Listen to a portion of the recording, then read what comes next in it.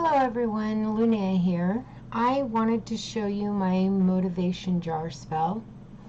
I didn't put all the ingredients together on camera because it would have taken forever. There are a lot of them, but I did make a list of everything I have in this little bowl, and I'm going to read that to you and what each ingredient does. So the first ingredient I put in was white willow bark, and it turns the situation around, and I did that because we're moving and we have been procrastinating, and I need to turn that procrastination around. So that's the first reason, that's the first ingredient I put in was white willow bark. And when I put that ingredient in, I enchanted the bowl. I enchanted that ingredient in the bowl. I then added a few pieces of star anise, and I broke it up because I didn't want big chunks in the jar. And I added star anise because it's a stimulant, and the next one was mint for the same reason. It's a stimulant, and I need to get us going, so that's why I added a stimulant. Sage, same reason, it's a mental stimulant. Then coriander was next for mental alertness, same reason. And I'm sorry, after the sage I enchanted again. Then I added coriander for mental alertness, pretty much the same thing. Then fennel, because it gives energy, very close to the same reason. I added a couple of drops of vanilla for the same reason. It restores energy. Actually, it's a little different because when you're restoring energy, you're giving it back all the time. So vanilla. Rue, because of mental power. It gives mental power, and I wanted to have clarity as we were continuing through this next couple of weeks of heavy packing. Poke root. I added poke root. You might think that's an odd ingredient, but I added poke root in a motivation jar because it turns bad habits, and we're procrastinating, and that's a bad habit, so we needed to get out of that, so I added poke root. I added clove for success, and I added newsprint for success, little pieces of newspaper, and that's in that book I've been showing you, Magical Ingredients, the Encyclopedia of Magical Ingredients. Just little pieces of newspaper, and it brings success. So that's why I added that one. Then I added the next three ingredients for speed of spells, motivation, and energy, and that was coffee, cayenne, and chili flakes. Coffee also clears blockages, and I needed that. Burdock does the same thing. It clears blockages, and it is also a cleanser, and I added that for the cleaning and clearing blockages. Cinnamon for motivation and energy. Foxtail because of speed of spells, and because foxtail, literally the weed foxtail. It brings speed in the spells. It gives you a way around things, and it brings accuracy to anything you're doing, spells especially, so I added foxtail. Groundsel, because it takes over a situation. Groundsel is really common. It grows in most backyards. I'm going to tell you about an app you can get on your phone that will really help you identify things that grow in your yard. Go-To Cola for renewal. Pine cone needle, which I have right here somewhere.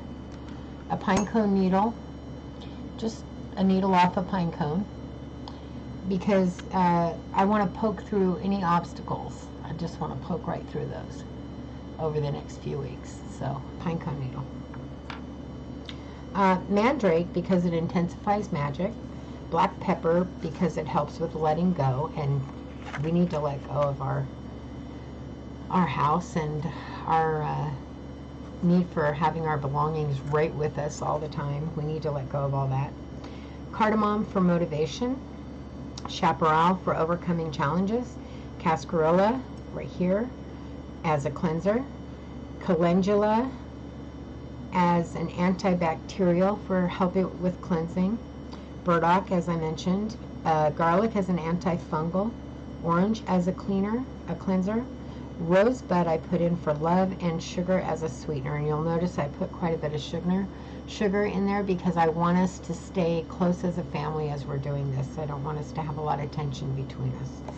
So those are the ingredients I've added to my bowl, and I didn't mention all the times that I stopped in Enchanted along the way, but there were quite a few. So what I need to do now is add it to my little, actually what I need to do is cleanse my little dish. So a lot of people have been asking me a lot of questions about my Palo Santo and how to use it. So I figured I would just give a little demonstration. So what I'm doing right now, and I should be doing it with my candle flame, is I'm gonna get a good burn on it. And sometimes it takes a few minutes, especially if you've been burning it a lot, you get it charred on the end, so it takes a few minutes to get it lit. But I don't need a huge light on it because I just need a little bit of smoke to cleanse my jar.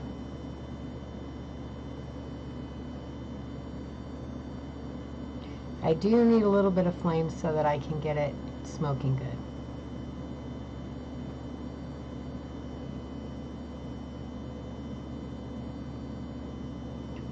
There we go, that should be enough. So once you get it smoking, you just put it in the jar. That's what I do. You don't have to, but that's what I do. I put it inside the jar and I let it fill the jar with smoke. I'll see that it's filling it up. And then I turn my lid up and I cleanse my lid fully.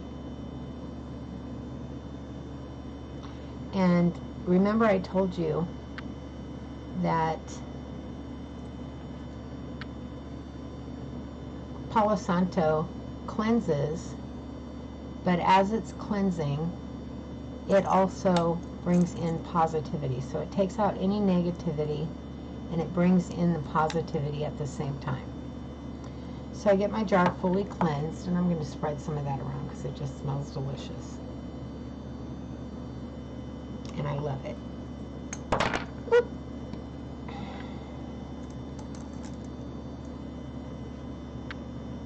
I'm going to fill my jar one more time. I really like it when it's good and full of smoke. And then I let that come out on its own. I don't blow it out or anything like that.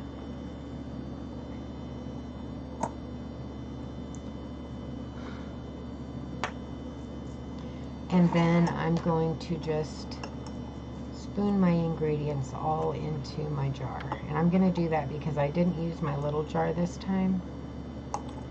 So I don't have the little spout. So I'm putting everything in my jar. Cinnamon sticks, all the big stuff and the little stuff. So I'm just putting that all in my jar. So you'll see the newsprint going in there. There's my foxtail. It's a literal foxtail, like a weed out of your... Oh, come on, you had it. Aren't these cameras picky? They're so picky. Anyway, it's a foxtail, like a weed right out of your yard. I'm gonna try to scoop this a little, kind of in one of these little grooves. They've got little lips. Let's see if I can't do this a little quicker. And so the point of this jar is to get everyone together as a group, motivated, everyone on the same page, and happily doing so. So we're not all having a lot of tension. I mean, I don't know if you've moved a few times in your life with a family of 4 or more. We have moved quite a bit in our lives, and we usually had a family of 6 doing it. Many times when the children were little. And it was always such a stressful thing.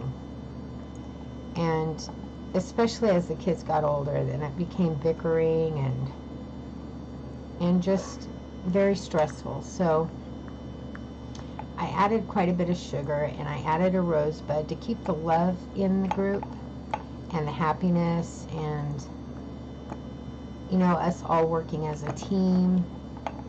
I just didn't want us to become enemies in the process, because it does cause so much stress. People start snapping at each other, and I didn't want to go through that if possible. If it was possible to avoid it, I wanted to do everything in my power to do so. So here we go. We've got our jar put together.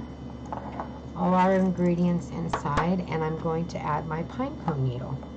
And remember, that is to poke holes through all the obstacles. We just want to avoid any obstacles we can. So I'm going to cap my jar.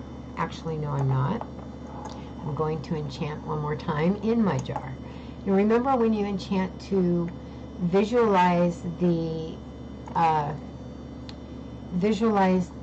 outcome already being done.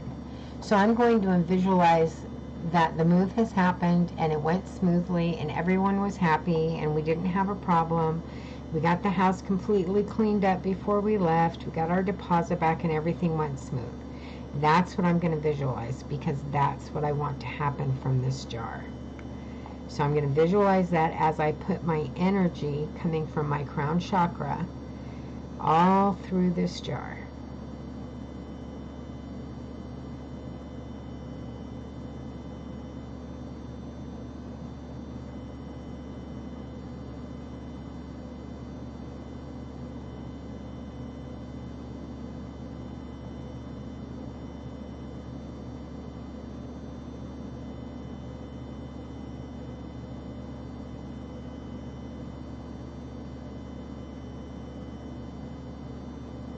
Wonderful.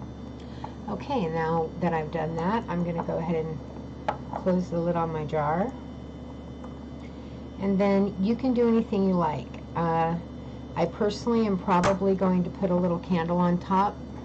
I'm going to melt the bottom so that it sticks on top. Light the candle, let the wax drip over the top and seal it, basically. I will probably anoint the candle, roll it through some success mixture that I make, and seal the jar up with that. I might even put a little charm on it, and I will probably set it in a central area of my house and let it do its job. I hope this has been informative, and I hope you know that you can do any type of jar you need for any type of situation or circumstance you're in. It doesn't have to be a motivation jar. It can be anything whatsoever that you need to do it for. You can research herbs online to use herbs. You can use oils. You can use anything. I don't know if you saw how sticky that was getting at the bottom, but that was the vanilla that I put in it. So you can use oils. You can use your herbs. You can use just about any magical ingredient you can think of. You can make a box, a jar, an oil. You can make just about anything you need out of any magical ingredients. And if you're so inclined, you really should look into getting that book, The Encyclopedia of Magical Ingredients. I think it's Lexi, I don't want to misquote her name, but I have mentioned it and shown it in previous videos. And so it's a very good book, and you can just search it on Amazon, Encyclopedia of Magical Ingredients, and I'm sure her name will come up. But I hope this has been informative. I hope you enjoyed it, and I hope you are inspired to go make your own magical jars. And I hope you have a wonderful evening. Please remember, you are all divine, sacred beings of light and love, and I love you.